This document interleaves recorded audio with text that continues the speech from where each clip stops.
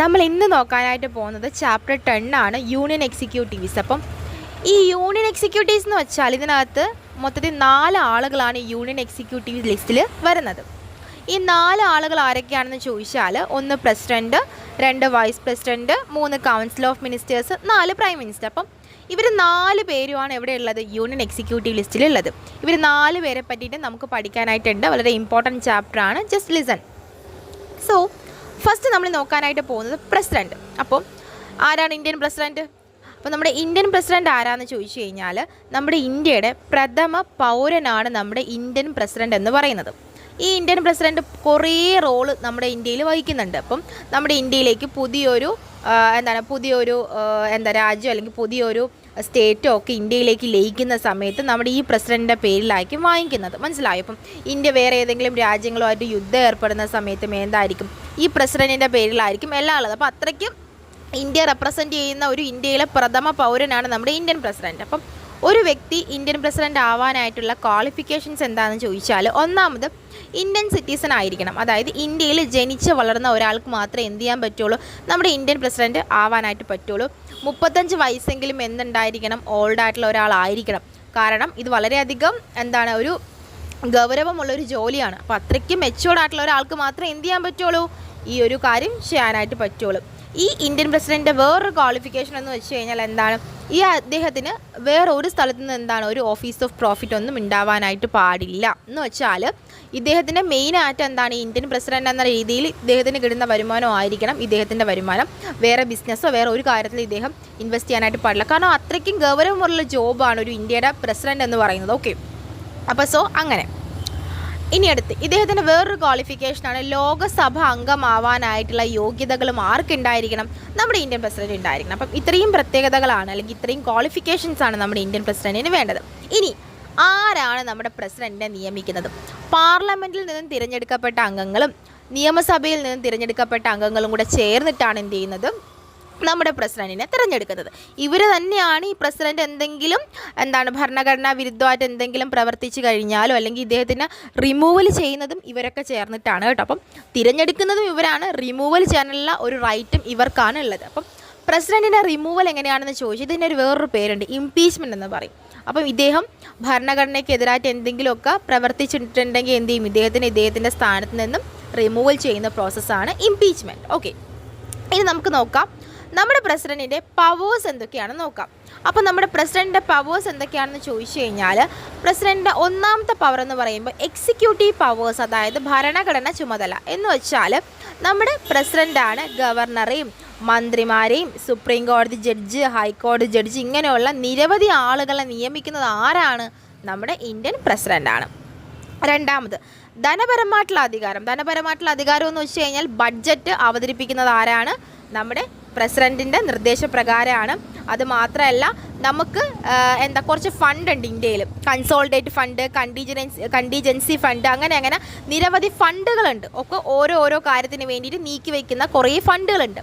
അപ്പം ആ ഫണ്ടിൽ നിന്നും കൺസോളിഡേറ്റ് ഫണ്ട് എന്ന് പറയുന്ന ഫണ്ടിൽ നിന്നും ആണ് എന്ത് ചെയ്യുന്നത്, ധനബില്ല്, ഗ്രാൻറ്റ് തുടങ്ങിയ ഐറ്റംസ് വേണ്ടിയുള്ള പൈസയൊക്കെ വിനിയോഗിക്കുന്നത് ഈ കൺസോളിഡേറ്റ് ഫണ്ടിൽ നിന്നാണ്. അപ്പം ഇതൊക്കെ വിനിയോഗിക്കാനായിട്ടുള്ള ഇങ്ങനെ പറയുന്നത് ആരാണ്, നമ്മുടെ പ്രസിഡൻ്റാണ്. പ്രസിഡൻ്റ് ഫിനാൻഷ്യൽ പവേഴ്സ് എന്ന് വെച്ച് കഴിഞ്ഞാൽ ബഡ്ജറ്റ് അവതരിപ്പിക്കുക, അത് മാത്രമല്ല ധനബില്ല്, ഗ്രാൻറ്റ് തുടങ്ങിയൊക്കെ എന്ത് ചെയ്യുക, അനുവദിച്ച് കൊടുക്കുക.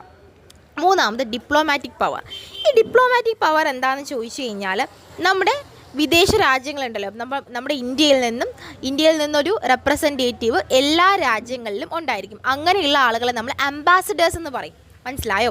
ഇന്ത്യയെ പ്രതിനിധീകരിച്ചുകൊണ്ടുള്ള ആളുകൾ എല്ലാ കൺട്രികളിലും ഉണ്ടായിരിക്കും. അതിനെ നമ്മൾ അംബാസിഡേഴ്സ് എന്ന് പറയും, അല്ലെങ്കിൽ IFS ഓഫീസേഴ്സ്, ഇന്ത്യൻ ഫോറിൻ സർവീസിലുള്ള ഓഫീസേഴ്സ് എന്നൊക്കെ പറയും. അപ്പം ഇവരെന്താ ചെയ്യണമെന്ന് വെച്ചാൽ ഇന്ത്യയെ പ്രതിനിധാനം ചെയ്ത് ഇപ്പോൾ അമേരിക്കയിൽ നമ്മുടെ ഇന്ത്യയുടെ ഒരു റെപ്രസെൻറ്റേറ്റീവ് ഉണ്ട്, അതേപോലെ അമേരിക്കയിൽ പ്രതിനിധീകരിച്ചുകൊണ്ടും ഒരു റെപ്രസെൻറ്റേറ്റീവ് എവിടെയുണ്ട്, നമ്മുടെ ഇന്ത്യയിലുണ്ട്. മനസ്സിലായോ? അപ്പം ഇവന്മാർ നമ്മുടെ യുദ്ധം വരുന്ന സമയത്തോ എന്തെങ്കിലും പ്രശ്നം വരുന്ന സമയത്ത് എന്ത് ചെയ്യും, ഇവന്മാരാണ് എന്ത് ചെയ്യുന്നത്, അങ്ങോട്ടും ഇങ്ങോട്ടും കാര്യങ്ങൾ പറഞ്ഞ് ശരിയാക്കുന്നത്.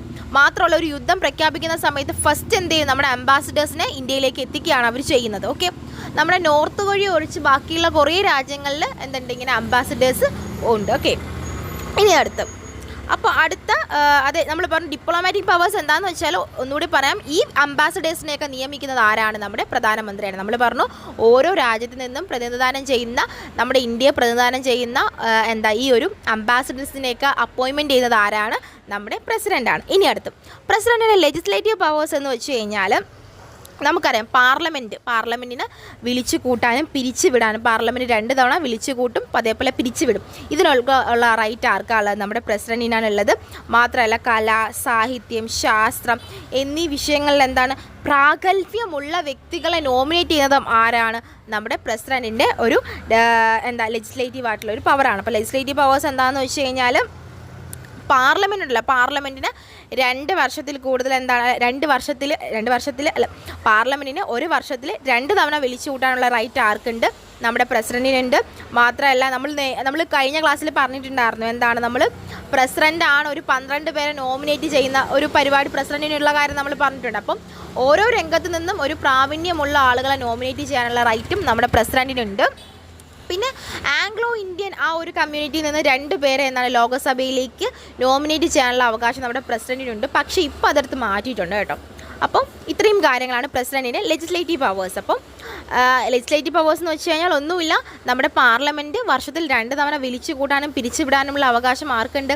പ്രസിഡൻറ്റിനുണ്ട്. അത് മാത്രമല്ല നമ്മുടെ ഇന്ത്യയിൽ തന്നെ ഉള്ള കല, സാഹിത്യം, ശാസ്ത്രം എന്നീ വിഷയങ്ങളിൽ പ്രാഗൽഭ്യമുള്ള വ്യക്തികളെ ലോകസഭയിലേക്ക് നോമിനേറ്റ് ചെയ്യാനുള്ള അവകാശം ഇദ്ദേഹത്തിന് ഉണ്ട്.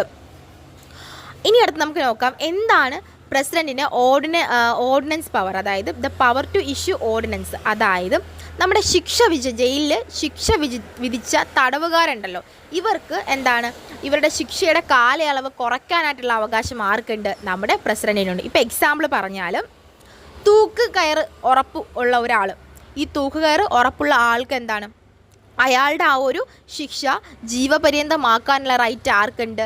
നമ്മുടെ പ്രസിഡൻറ്റിനുണ്ട്. ഈ ജീവപര്യന്തത്തിലുള്ള ആൾക്ക് കുറച്ചും കൂടി കാലാവധി കുറച്ച് കൊടുക്കാനുള്ള അവകാശം ആർക്കുണ്ട്? നമ്മുടെ പ്രസിഡൻറ്റിനുണ്ട്. ഇതൊക്കെയാണ് പ്രസിഡൻറ്റിൻ്റെ ഒരു പവർ ടു ഓർഡിനൻസ് എന്ന് പറയുന്നത്. ഇനി അടുത്ത് എമർജൻസി പവർ എന്താണെന്ന് ചോദിച്ചാൽ നമുക്കറിയാം, എമർജൻസി ആ ഒരു ചാപ്റ്റർ നമ്മൾ പഠിച്ചു. ഒന്നുമില്ല, രാജ്യത്തിൻ്റെ അകത്ത് പുറത്തോ യുദ്ധമോ പല പ്രതിസന്ധിയോ ഒക്കെ വരുന്ന സാഹചര്യത്തിൽ നമ്മുടെ ഇന്ത്യൻ പൗരരെയൊക്കെ സംരക്ഷിക്കാനായിട്ട് പ്രസിഡൻറ്റിന് എമർജൻസി ഡിക്ലെയർ ചെയ്യാനുള്ള അവകാശം ആർക്കുണ്ട്?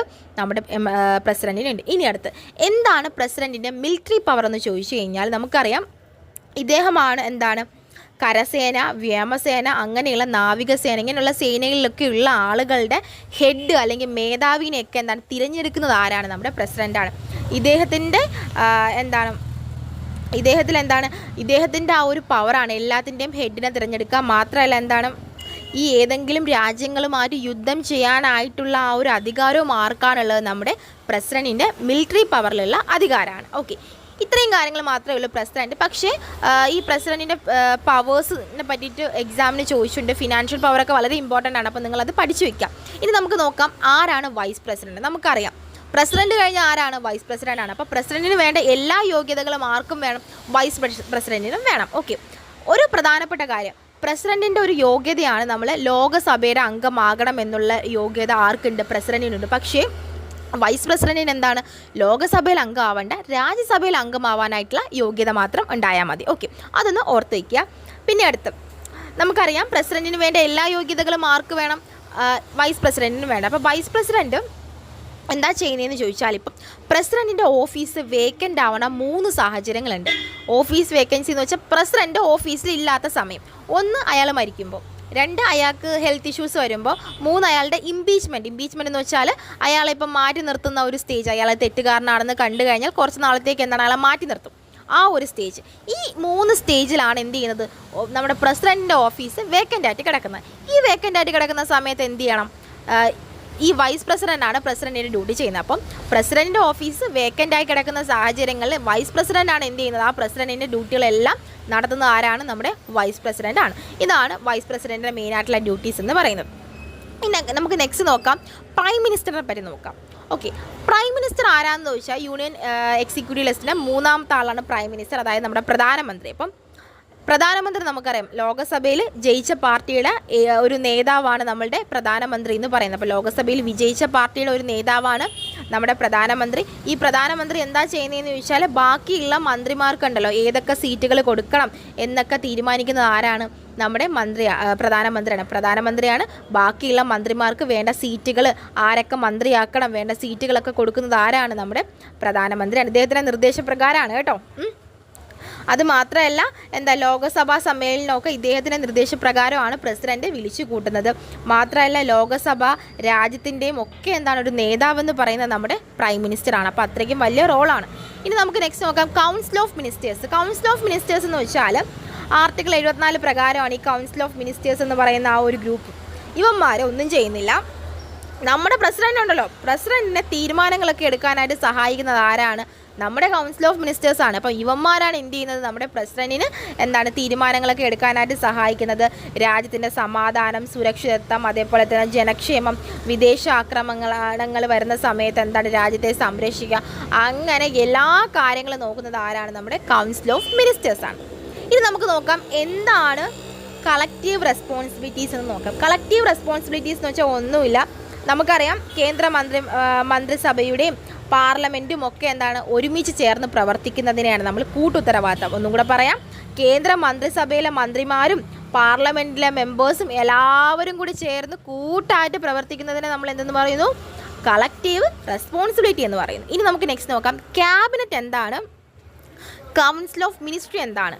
ക്യാബിനറ്റ് എന്ന് വെച്ച് പറഞ്ഞു കഴിഞ്ഞാൽ നമുക്കറിയാം വിവിധ വകുപ്പുകൾക്ക്, അതായത് ക്യാബിനറ്റിൻ്റെ പ്രത്യേകത എന്ന് വെച്ചാൽ വിവിധ വകുപ്പുകളുണ്ടല്ലോ, വകുപ്പുകളിലുള്ള മുതിർന്ന മന്ത്രിമാരുടെ ഒരു കൂട്ടമാണ് ക്യാബിനറ്റ് എന്ന് പറയുന്നത്. പക്ഷേ കൗൺസിൽ ഓഫ് മിനിസ്റ്റേഴ്സ് അങ്ങനെയല്ല, എല്ലാ മന്ത്രിമാർക്കും അവിടെ പെർമിഷൻ ഉണ്ടെങ്കിൽ അല്ലെങ്കിൽ എല്ലാ മന്ത്രിമാരും ചേർന്നതാണ് കൗൺസിൽ ഓഫ് മിനിസ്റ്റേഴ്സ്.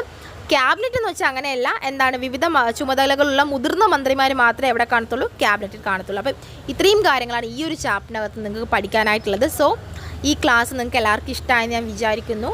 അപ്പോൾ എന്തായാലും എല്ലാവരും നല്ല രീതിയിൽ പഠിക്കുക, ഗൈഡ് നന്നായിട്ട് വായിച്ചു നോക്കുക. എന്തെങ്കിലും സംശയം ഉണ്ടെങ്കിൽ എൻ്റെ ടെലിഗ്രാം ചാനലുണ്ട്. അപ്പോൾ എൻ്റെ സ്റ്റുഡൻസ് അല്ലാത്ത ആളുകൾക്ക് എൻ്റെ ടെലിഗ്രാം ചാനലിൽ മെസ്സേജ് ഇട്ട് കഴിഞ്ഞാൽ നോട്ട് അയച്ചു തരുന്നതായിരിക്കും. എന്തെങ്കിലും സജഷൻസ് എന്തെങ്കിലും ഉണ്ടെങ്കിൽ ജസ്റ്റ് കമൻറ്റ് മീ. ഓക്കെ, അപ്പോൾ എന്നാൽ ശരി, നമുക്ക് അടുത്ത ചാപ്റ്ററിൽ കാണാം.